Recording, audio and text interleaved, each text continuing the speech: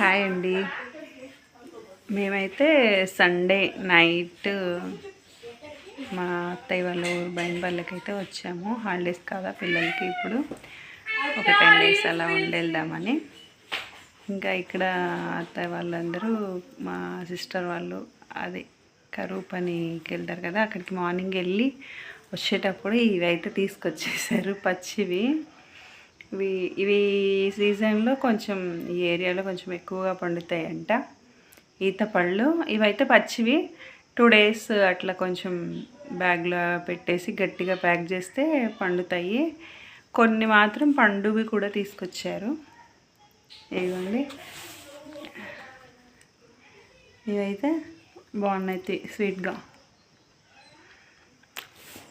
ఈ ఈత పళ్ళని ఎవరైనా తినేమంటే ఇష్టమైన వాళ్ళు కామెంట్ చేయండి, బాగుంటాయి. ఓకే మరి, బాయ్.